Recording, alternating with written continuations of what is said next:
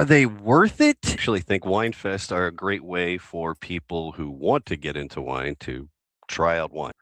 We call it the joy of wine company because we want to make the business of wine more joyful. It should be as joyful as the products that people make. And you can appreciate that there is complexity and depth, but I've had a lot of really great wine that's $12 too. I'm excited about today's guest because I met him many years ago, back in the old Hatch HQ days, 111 Granby Street.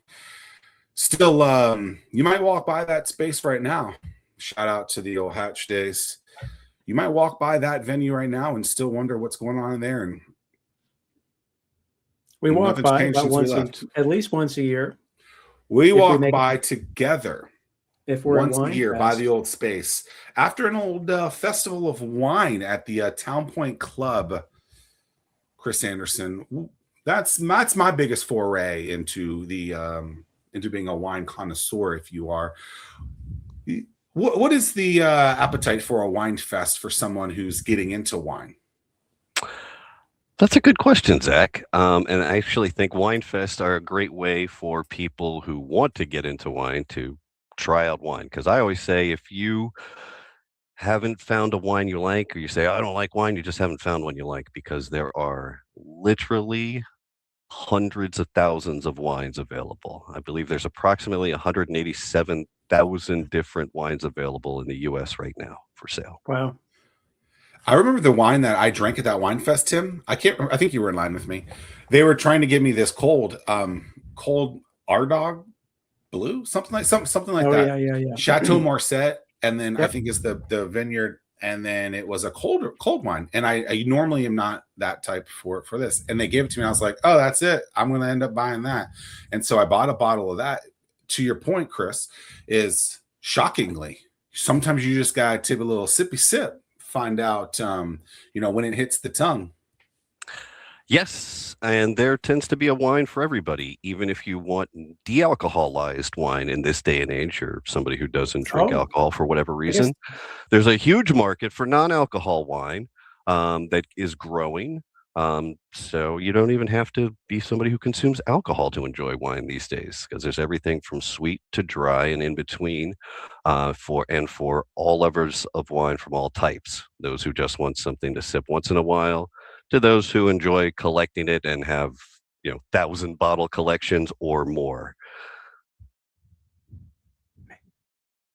I'm so ignorant in this topic. I would have thought non-alcoholic wine was grape juice, but you would think so. That's what they would call it. We used to call it, but actually there's been a lot of research put in the past few years, in particular in Saudi Arabia and Israel, because of going into halal beverages, where they are producing de-alcoholized wine, and some of that technology is now making its way here to the U.S. I had a delicious, sparkling de-alcoholized wine just this past year at the Maryland Wine Growers Association. It had a little bit of blueberry in it. They also did one with some citrus, a little bit of orange. It was also very good. I believe it was Leonardtown, Port of Leonardtown Winery, if I recall correctly. Shout out to them. Yeah. And Virginia has great wine. And that's because we're on the same latitude as France and other great wine manufacturers? Yes, Virginia is actually a little bit farther south than France. We're on a more of a parallel of Spain, which is another great wine growing area of the world. And Jefferson's dream, he was a French wine lover, Bordeaux in particular, is being realized today in Virginia in a lot of different ways. Virginia has some strengths going for it as well as some weaknesses, but the strengths have really been developed, and there's a lot of great wine being produced here in Virginia. True Bordeaux style wineries, as well as a lot of experimentation with hybrids and Italian and Spanish varietals. In particular, Virginia has had a lot of success with some various Italian varietals. Barbersville, give out a shout out to Barbersville, has a wide variety of Italian grapes and varietals or wines that they plant and grow. One of my favorite that they do is a white searing acid, their Vermentino. just really, really lovely white wine to have with shellfish. That is interesting. I don't know the last time you went to Total Wine, Tim. I was there recently, not buying wine. But what's interesting is in the non-alcoholic line, and I don't think people realize this, like it used to be like O'Doul's, period. That was it. Like it is an entire row now of stuff from non-alcoholic beer. Now they have non-alcoholic, I guess it's called spirits. That's what like tequila and stuff like that is. And then I guess it's not called non-alcoholic wine. It's called de-alkalized or like non-alcoholic. Okay. Same thing. Yeah. They're just interchangeable terms. So. I was wondering if that was more of the sommelier term, because when I first learned of a sommelier, somo, whatever the exact pronunciation is. Sommelier. Oh, sommelier. It was on a Netflix show.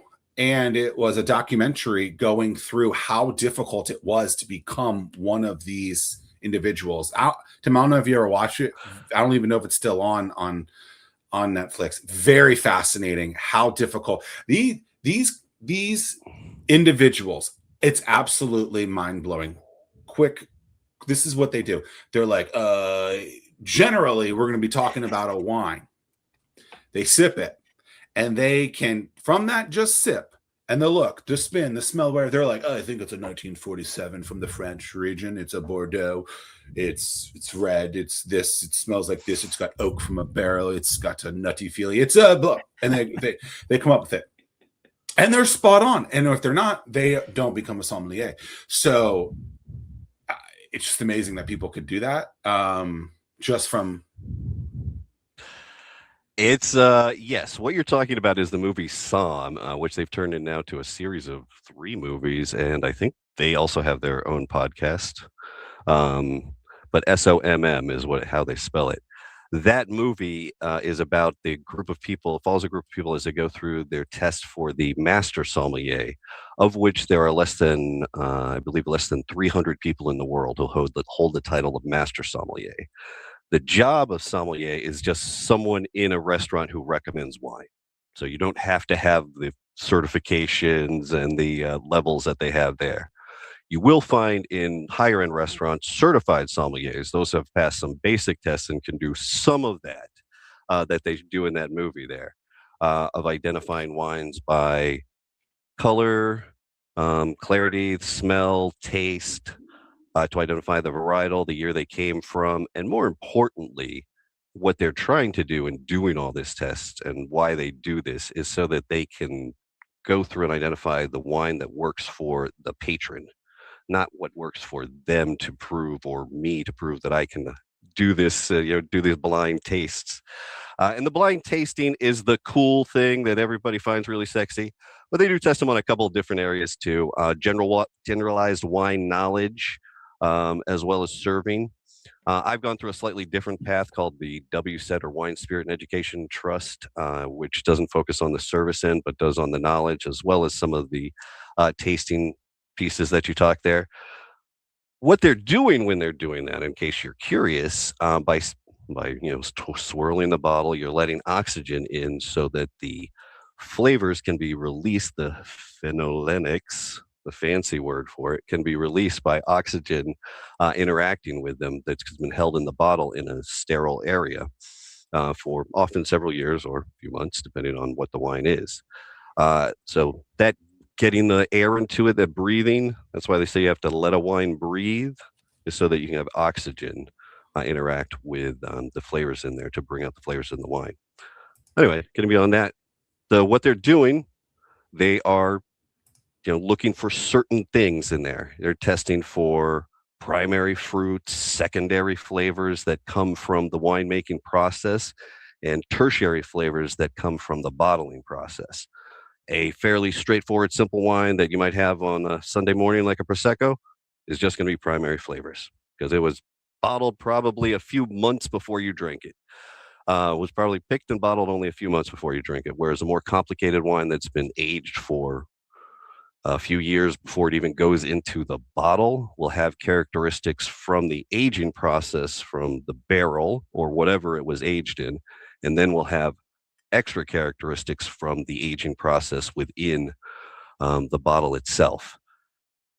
This is some of the technical stuff that the sommeliers are training themselves on and learning about, so that when a customer comes in and is looking at that 30-page wine list, they can just say, I like this sort of thing. Not this sort of wine, but this sort of thing. What wine do you recommend? And they will know, based upon inventory, their knowledge, the customer's experience, what sort of wine would work for them. That's the really top end sommeliers can do that. As I said, there's I believe less than 300 people in the world that hold that title, though. Yeah, masters. Hello. That's the only thing Tim and I want. If you're not a master som, we don't want to have anything from you. I mean, That's right. hello. Ice cold Bud Light here. Nothing wrong with something cold and frosty. So where are you on that level? I would be the equivalent of a certified sommelier, and I have served as a sommelier in restaurants before. So, but I do not hold the. Is this part of what Joy of Wine Company does, or what is it that you do with your startup? Oh, that's a very different question. What we do, and why do we call it Joy of Wine Company? People often ask us that. No, this is not part of what we do. What we do with the Joy of Wine Company, we like to say we're in the business of making the business of wine a bit more joyful. So as it stands today, wineries, wine shippers that work with customers who are ordering their products online have to deal with 48 states that they're allowed to work with, different rules, different regulations, different forms, et cetera, as well as different timetables. It's kind of a challenge, and so a lot of it is left over from Prohibition. I was going to ask that. Yeah, and the 3-tier system, and wine and alcohol being regulated at the state level. So because of those challenges, they face a lot of time dealing with compliance. What we have done and developed is a product that allows these wineries or wine shippers to automate the reporting process for all states that they ship wine to in 5 minutes, instead of the approximately 40 to 80 hours and $170,000 or more they're spending on it now. Solving it with software, data processes to solve software problems. That's what our company does. The product's called Compliancevine. That's what we do, is to build the compliance infrastructure for wineries. As we grow, we'll extend that into spirits, and eventually into cannabis, because all 4 of these industries face the exact same rules and regulations. Wine is the biggest direct-to-consumer market. To give a little history lesson here, what happened during Prohibition and the 3-tier system, why we are this way. So as most people are aware, we banned alcohol in this country. And then when Prohibition ended with the 21st Amendment, thank you for the passage of that. I crossed myself for those who couldn't see. It allowed wine and other alcohol to be sold again legally. But they did not want to regulate the federal level. They wanted the states to be able to regulate it. So most states adopted what they call the 3-tier system, where the winemaker, the spirits maker, the brewery sells their product to a distributor, who then sells their product to a retailer or restaurant, who then sells it to the consumer. So those are the 3 tiers: the maker of the product, the distributor, and the retailer restaurant. During the 1970s, as wine kind of changed in California, changed in America, people became able to go directly to wineries to purchase wine and bring it home and then be able to ship it. During COVID, that exploded as people were stuck at home, and a lot of businesses changed during COVID. And direct-to-consumer shipping went from a part of wineries' business to often their largest part of their business, and for certain wineries, where they may be selling now 10% of their wines through distributors and 90+% direct to consumer. either shipping it directly to them or having them pick it up at their wine club or such. So they have to manage licenses for every single state that they're in and reporting for every single state that they send to. To get into the weeds a little bit. So I got hired as the interim CFO for one of the largest direct-to-consumer shippers in the U.S., and they were dealing with this problem.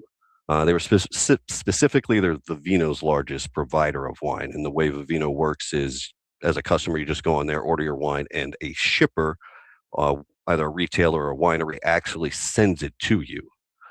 For you as a consumer, it's super easy. It's a point-and-click shopping on like Amazon or anywhere else. And you can buy wine on Amazon. But for the wine shipper, the winery, they have to then do all sorts of legal stuff. One of the things they have to do is report on that wherever they send it to.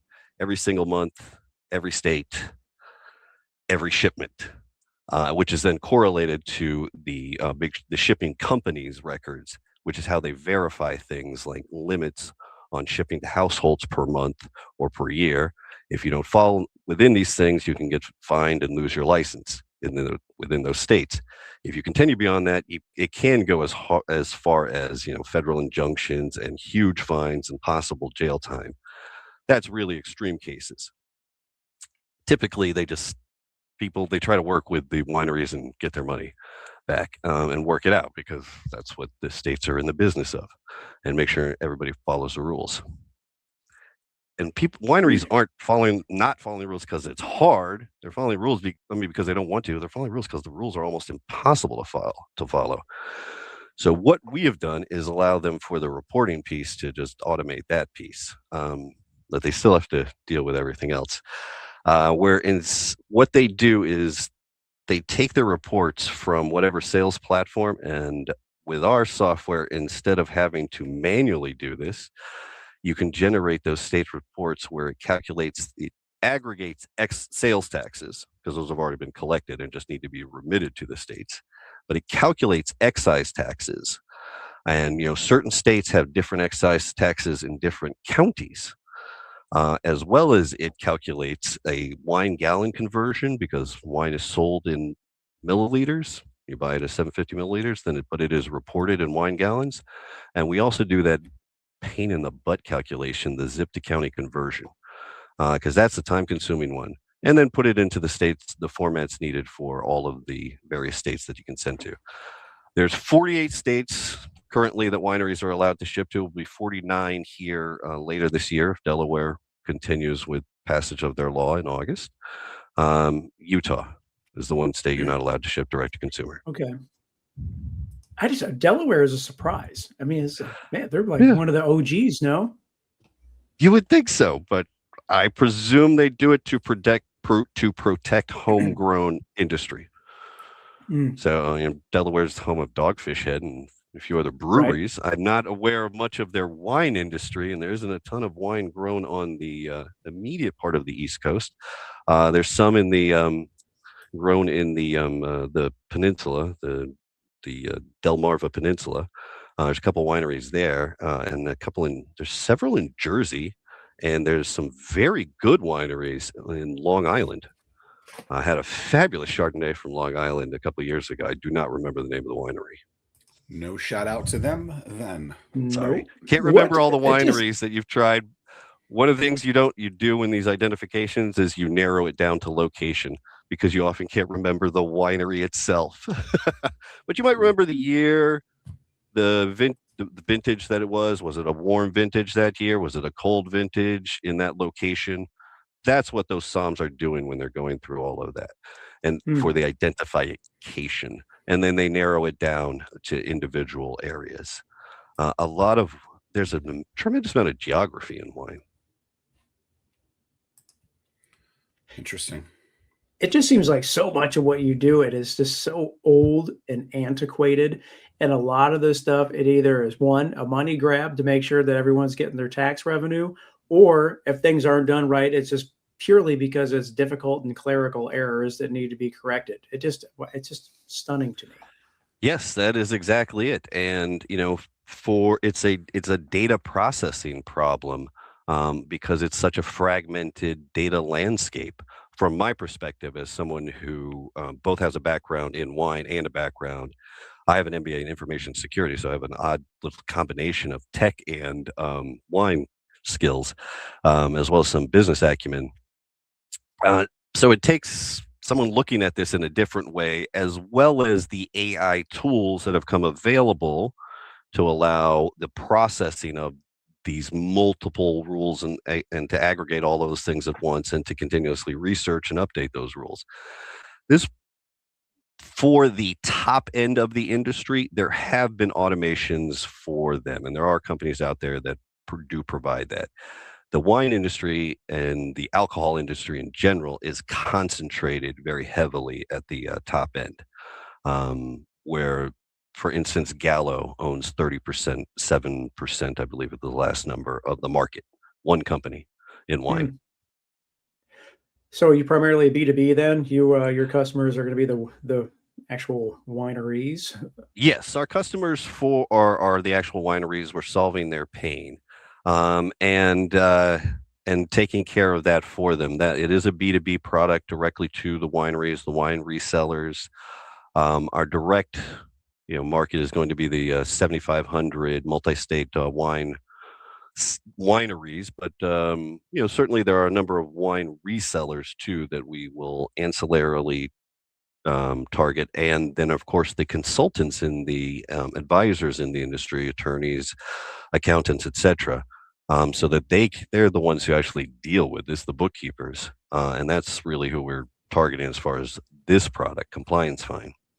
For those that go on our website, joyofwine.co or joyofwine.ai, you'll see another thing there, the AI sommelier, which is a consumer-facing web app at this point. And we do get often asked about that and what it is, how these things connect, why you're doing both, all of that.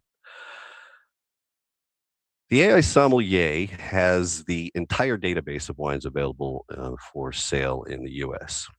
It is not a project that we are actively working on, but it is a longer-term compliance piece to integrate consumer to producer, glass to glass, so that experience that you've probably gone through, Zach, you've probably gone through, Tim, a lot of people have gone through on this, walking into a giant alcohol warehouse like a Total Wine. I've seen people turn around and walk out, or being handed that 30-page wine list and go, and what the old joke is, people point to the second cheapest by varietal.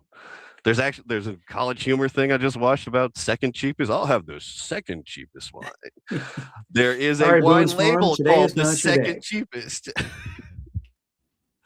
So to solve that information gap, that is what technology can do.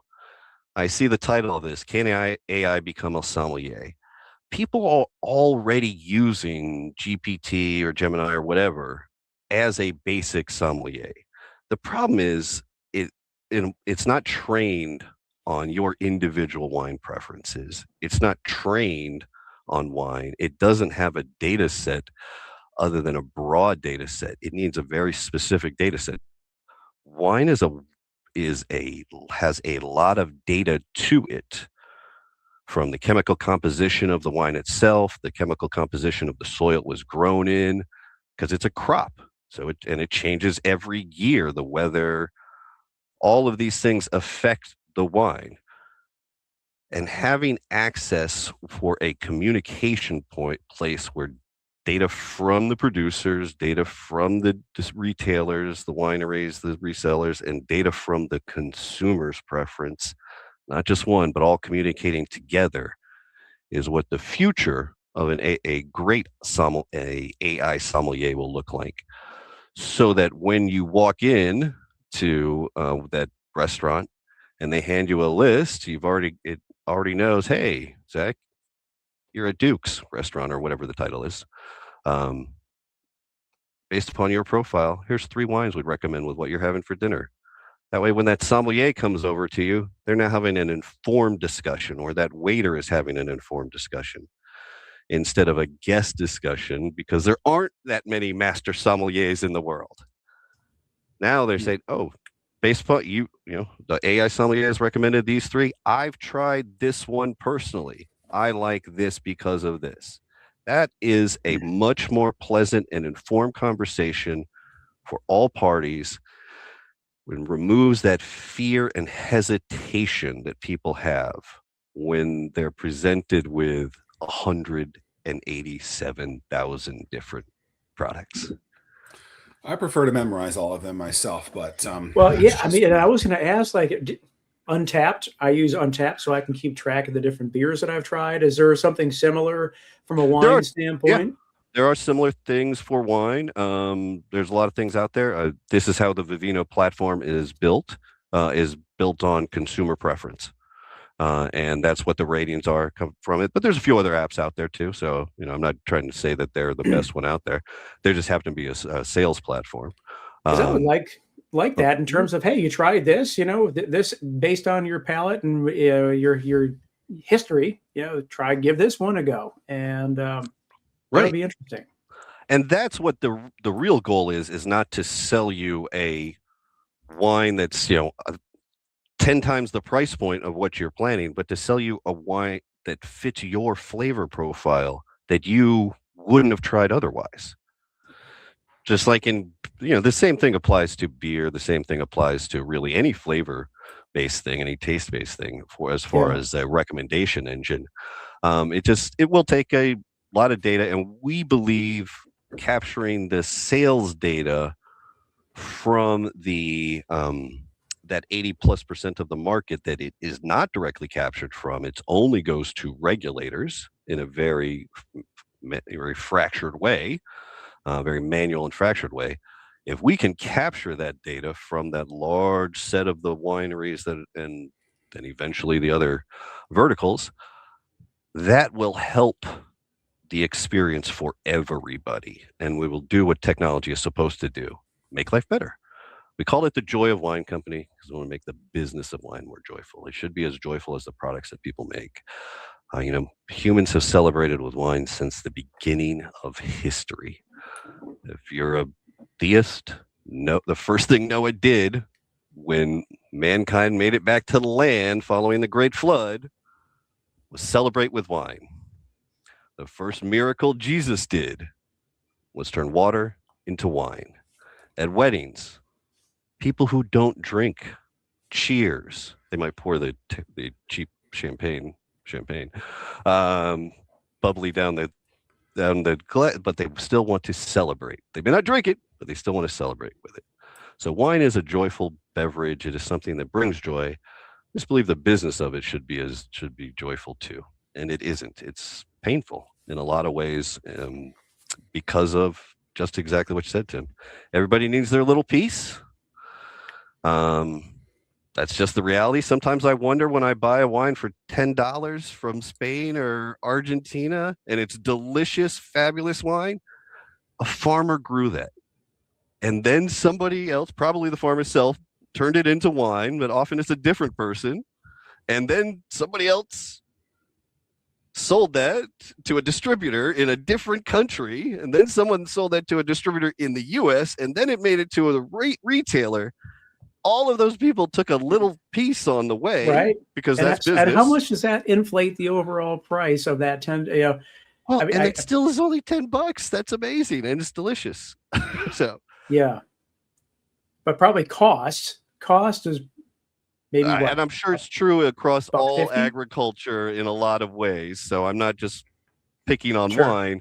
It just happens to also have this regulated aspects, which forces the cost up higher because of just dealing with age restrictions, etc. For good reason, we've decided in this country. Man, it's wild. It's just I prefer the $3 chuck. Yeah, what is $3 chuck now? Is it $10 chuck? How much is a $3 chuck from Trader Joe's?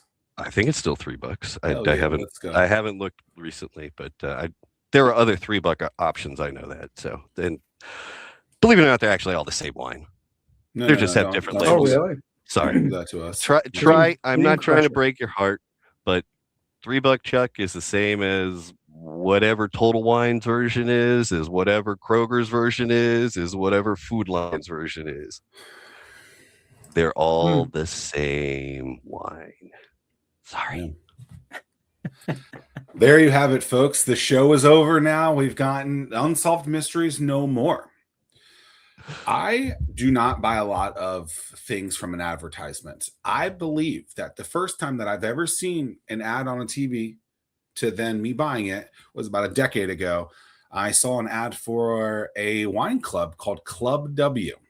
And the onboard process, I believe it's called Wink now, WINC. Yeah.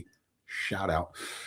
And the onboard process was quite good. They ask you a series of 4, 5, or 6 questions, and it's things that have nothing to do with wine. Do you like crackers? What type of chocolate do you want? Would you jump out of an airplane? Adventurous thing. Do you like citrus? Like, do you like the orange Skittles or the red Skittles? I don't know if that's the actual question, but things like that. I was like, oh, this is really interesting.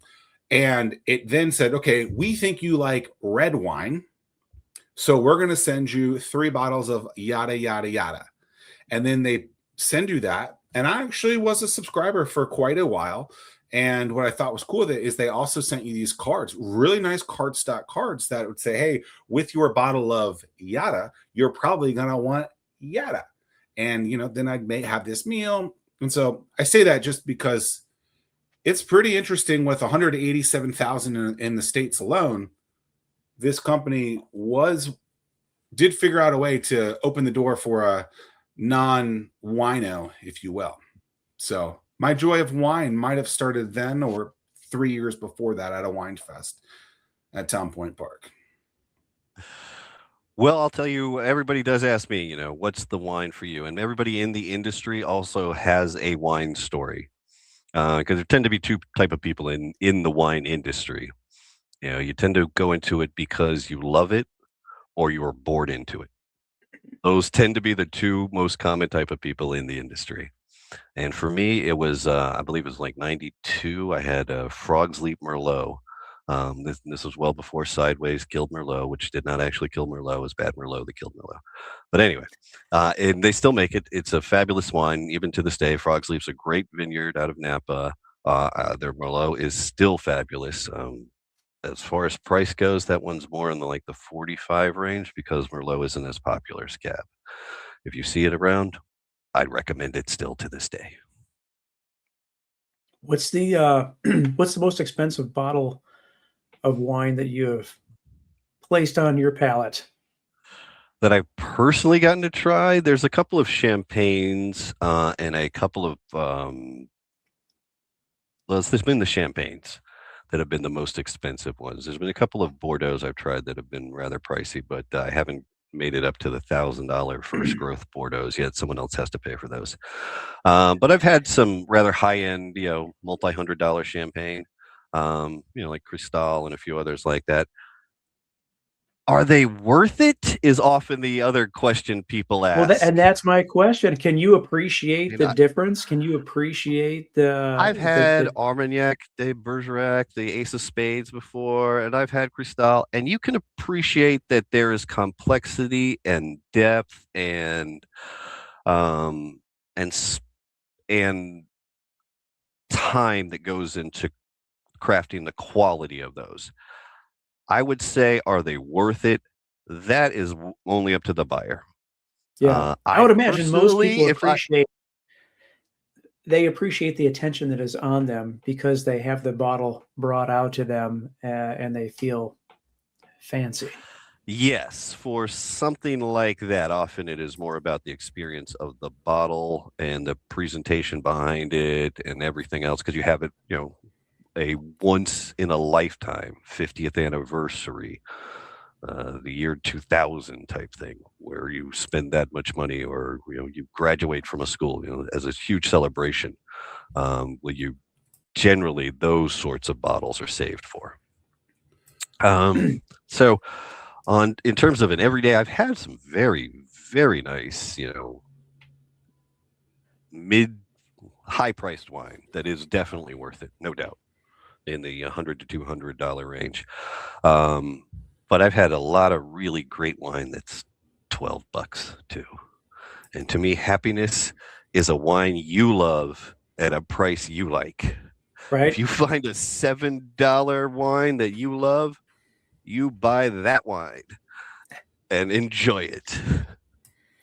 I like the way you think. I appreciate companies that make a lot of money on things that I would never buy. And I think that's pretty cool.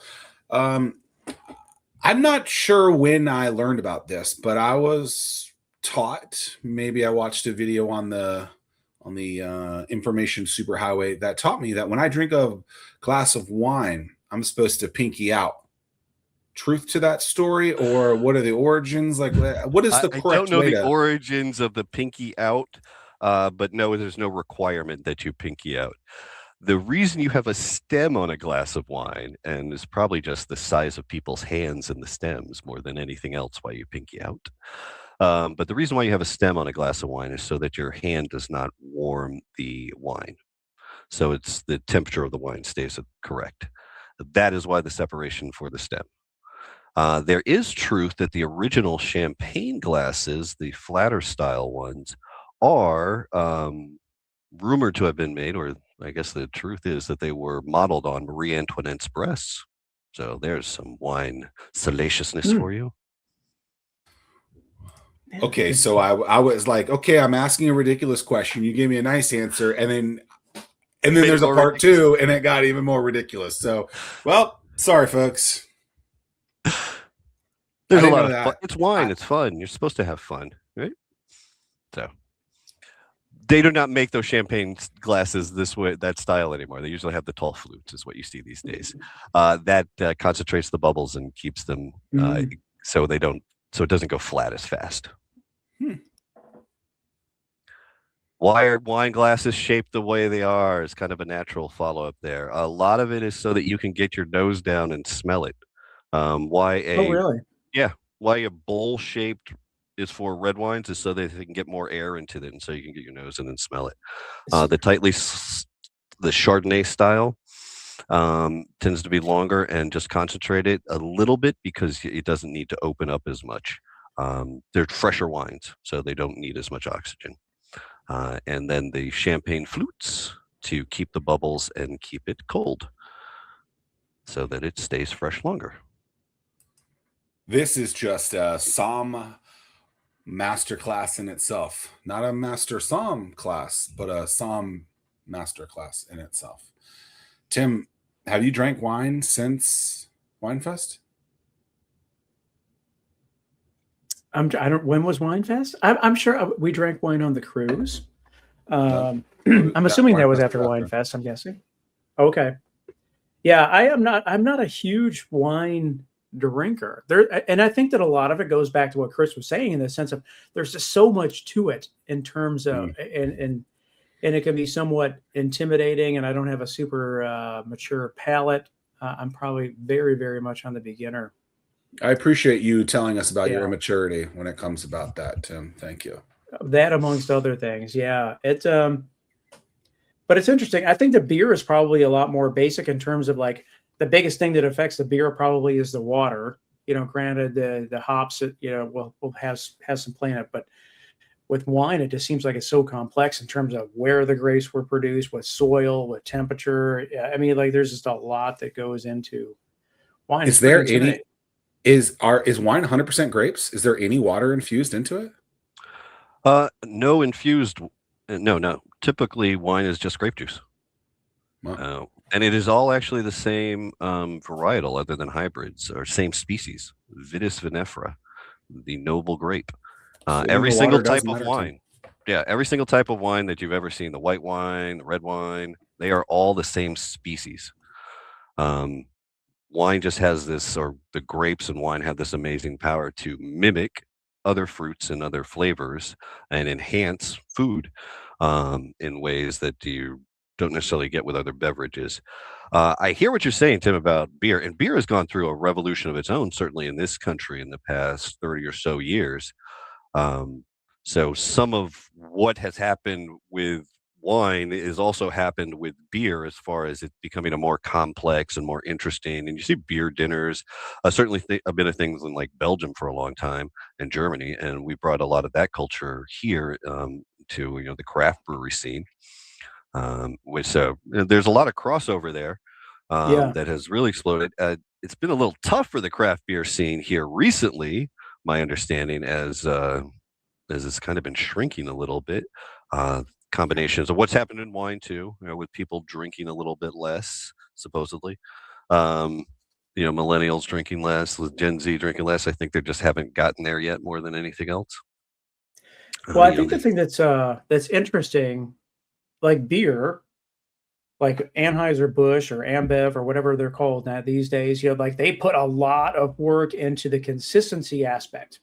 One Bud Light is going to taste like every other Bud Light that you have, and like that is really, really important. Where like wine, it varies from year to year or what type of winter they had, and like so like the uniqueness of wine is just so much different than the mass-produced beer manufacturers. Yes, well, you will find mass-produced wine that is made the same way in terms of consistency of flavor.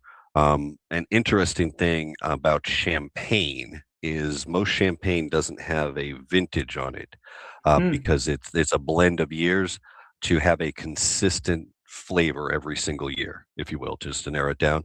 You find the same thing with mass-produced wines where you won't see a vintage on them because they are meant to be a consistent every single year.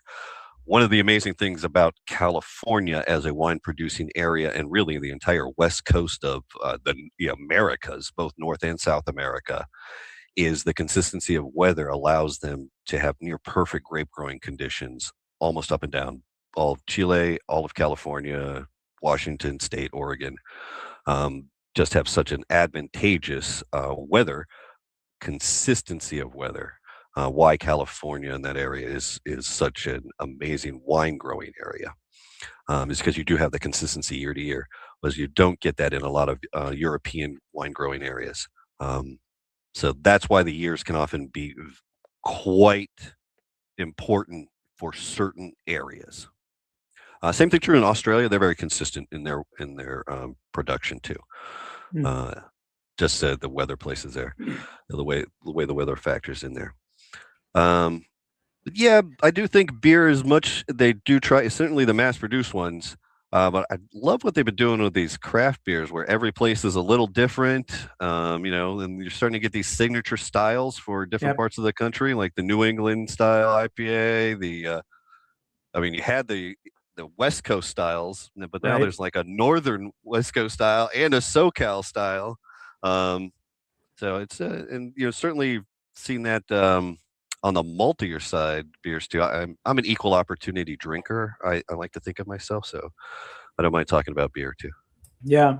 How long does it take for you to with your platform onboarding a new company to get that going so that you can just take over and they can start enjoying the benefits of what you all do? Yeah, one of the things we wanted to do that was very important to us is have a very modern infrastructure. So the answer, 5 minutes.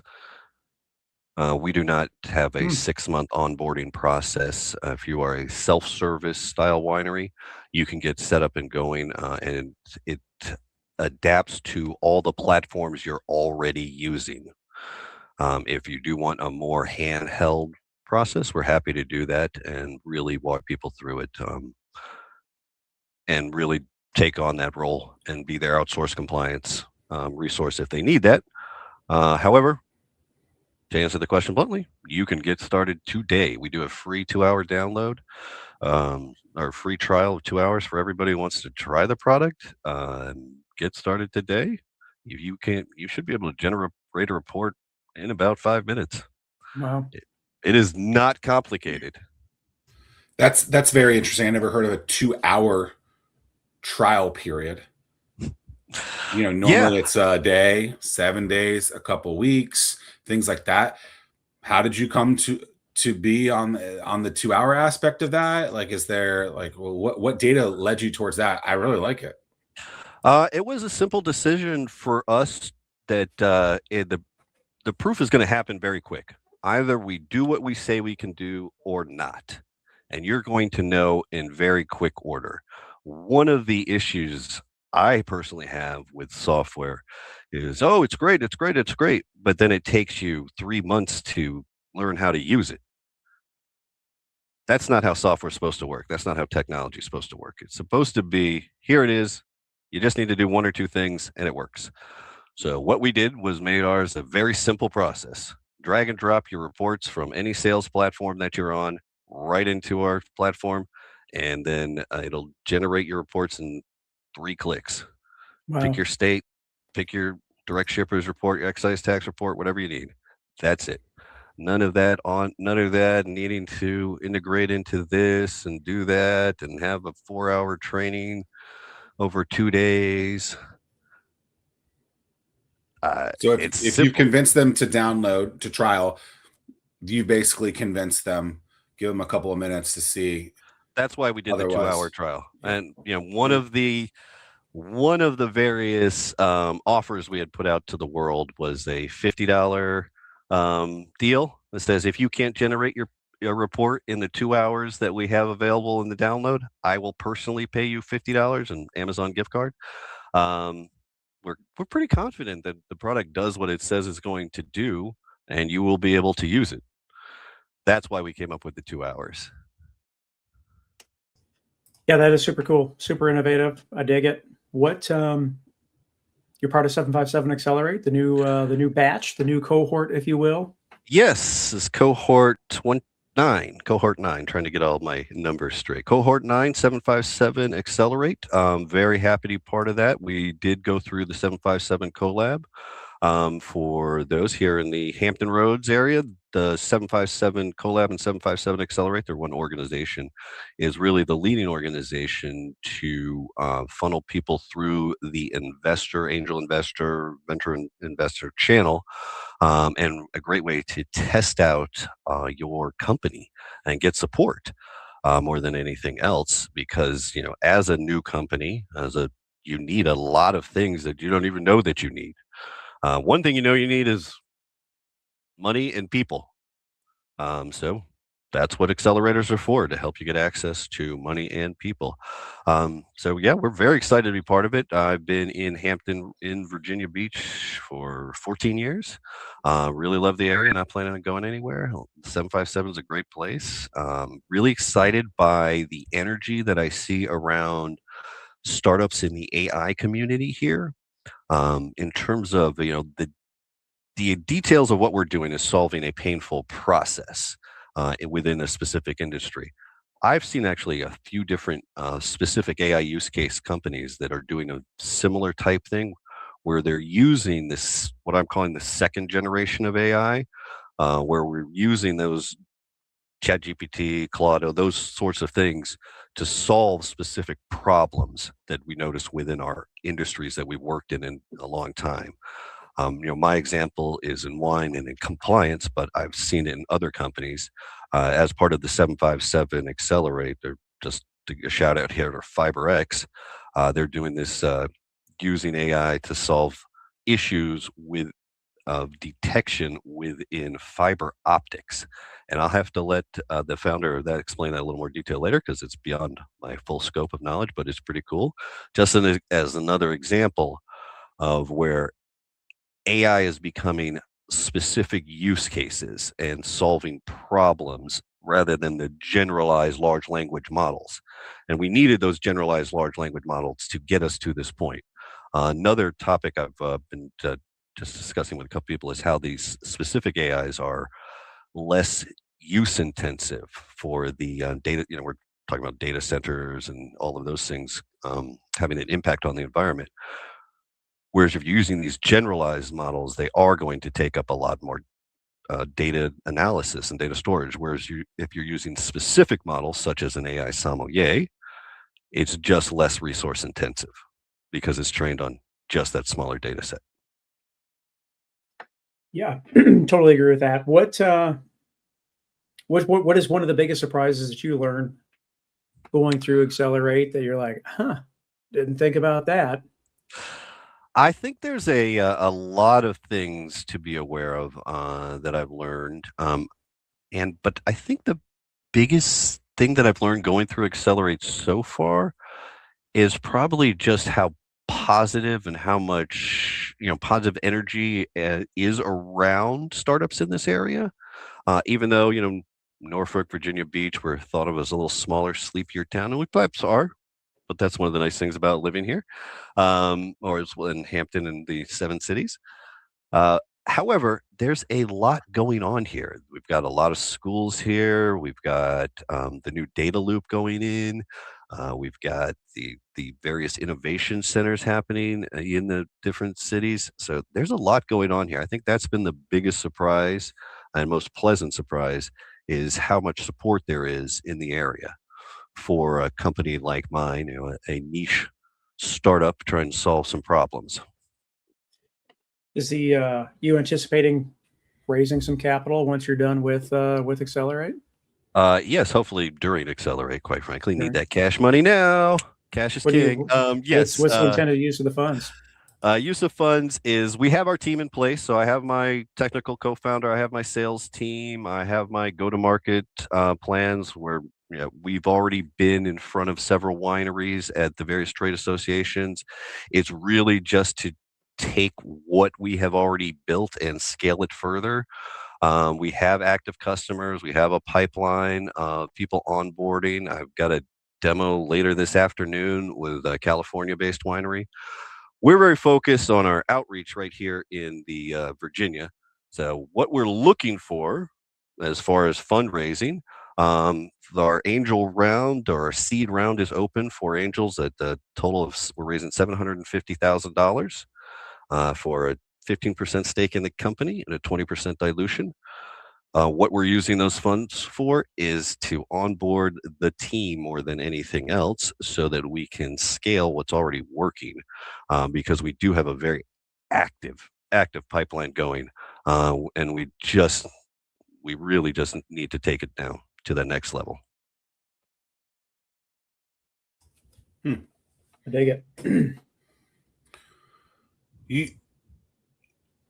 How did you get to this point with wanting to start this business? Because you're in wine a lot before, right? And you had been exploring other businesses even when you and I had met many moons ago. That's a great you question. Don't, you don't always bridge the two together, but it Yeah. seems like you did. Like, how did you? Was it I'm a through wine? Were you drinking vagabond wine? with no, almost a vagabond when it comes to career. I like to say I've had almost as many jobs as Homer Simpson, except I haven't been an astronaut. But specifically, my journey was I was in wine for when we met, I was exploring different ideas, different businesses. But I realized, I just wanted to sell booze because I'm really good at it. So I spent about a decade in wine as a salesperson at various levels in the industry. And then I went back to school and got my MBA in information security, really because I physically I needed to do something else. Lifting wine boxes is tiring. And I'm over 50, so I needed to move into a less strenuous physical job. More than anything else, I love selling wine. I'm great at it, but it wasn't going to be what I was doing. I was on the grocery side, not on the restaurant side. So I left the industry, went back to school, got my MBA in information security, bounced around, did a couple different things, tech sales, as well as a couple VC things, and ended up at the IRS in a small division called VITA, the Volunteer Income Tax Assistance Program, leading that, which the IRS partnered with community organizations to help low-income people file their taxes for free in the community. Anyway, got doged, as happens for several people when the new administration came in. And during that gap, it was unknown whether I would be continuing on with the IRS or doing something else. I got asked to solve some problems for the largest shipper here largest direct-to-consumer shipper on the East Coast. Because of solving that when my time was up with them, hey, a few other companies probably have this problem. Maybe they'd be interested. And how come there's no AI sommelier when I Google it? how come I can't find one? So I decided, well, I'll make one. So I spent a little time refining what I had initially called the shipping and compliance tracker, purpose built for Vivino shippers. Real barn burner of a name there. And registered the AI sommelier and launched the Joy of Wine Company in July of this past year. A week later, I got asked to pitch to a handful of investors or to Pitch Lounge, as well as a group through InvestBev, where they were looking at early stage companies because of the AI sommelier. It is what garnered us the initial interest, no doubt. However, based upon that pitch, I talked to several different wine tech investors, one in particular, Paul Mabry, who shout out to Paul Mabry. He has his own startup. Can't remember what it's called off the top of my head. He is considered the wine tech guru of the last 20 years. So he was willing to take my call and listen to me. And he said, yeah, that AI sommelier is cool. Don't do that. That compliance thing, what is that? Do that. That solves pain. From a business standpoint, solving pain is more important than making people the vitamin versus the medicine. Painkiller. Yeah. Painkiller, yeah, is the old adage. I think I'm smart enough to listen to people who know more than me. So I spent a little time revamping that, and it became what is now our lead product, Compliancevine. Onboarded my good friend Mark Ross, who you guys met last week. We've been friends for 30 years since our freshman year at Georgetown. He's a technologist who just knows how to do everything, like everything. And he's a former VP of technology at Razorfish, as well as being the single most talented musician I've ever met. I think I'm obligated to say that. He's a keyboardist and he likes me to talk about that, but he actually is a great musician. And he took what I brute forced into a workable technology, into lack of a better word, something sexy. And then we taken that around to wineries here in the Mid-Atlantic over the past fall to get their impressions, see if it's something that they're interested in, have this pain.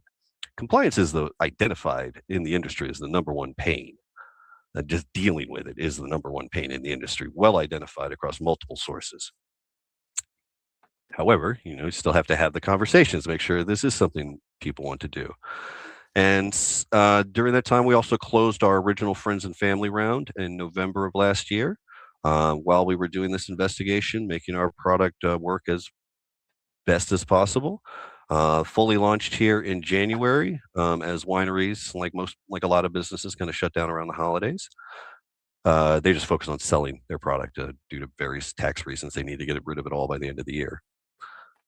And it's been a kind of a wild, interesting ride for the past 13 months now. Thought I was going to be doing one thing for the rest of my life. Ended up, I am called back into an industry I love to solve one problem: compliance. And that's all we're doing. When life serves you sour grapes, you make wine, or you ensure that people are compliant. Just try to make the world a better place. Well, the thing that's interesting is the word compliance. Hard word to spell. Don't ask me to do it. I misspell it all the time, by the way. Even though the name of it, when I'm typing it, my typing skills are terrible. Thank goodness for spell check. Let's see. When your pinky's out, you're Chris. No, when you're Christopher. Selling, I'm Christopher when I'm serving. When you're selling, you're yes. When I'm selling, Christopher. Yes. I was told I needed to use the 3-syllable name when I'm selling wine. So yes, it's Christopher if I'm selling you wine. Chris, if we're talking. Fun Chris, sophisticated Christopher. I dig it. What if there is a food of the region? If you want to pair something with one of these wines, how should we brand Hampton Roads from a food and beverage standpoint? Is there anything that stands out to you? I think we got some great oysters here, like really fabulous oysters here. And if I was going to pair those with any Virginia wine, there's a couple different ones that I would use. There's a couple winemakers that are making Albariños. or the Vermentino that I mentioned earlier from Barbersville, or I have had some amazing hybrid Seville Blanc. Seville Blanc is a hybrid of a Sauvignon Blanc, but made for really Virginia's climate that have been phenomenal. Hybrids get kind of a bad rap because of historically they were known as, they used to use this term foxy, but that is really not the case. There have been some, I have tried some truly amazing hybrids here this past year. Great Chambourcin, as well as a couple very fabulous Seville Blancs. So that is what I would pair: oysters and Seville Blanc. Let's go. I'll take the wine. Sans the oysters. Out in Tappahannock, Wind Farm Vineyards makes a great Seville Blanc, as well as several other hybrids. Shout out to Wind Farm. Shout out to them. Shout out. Well, Chris,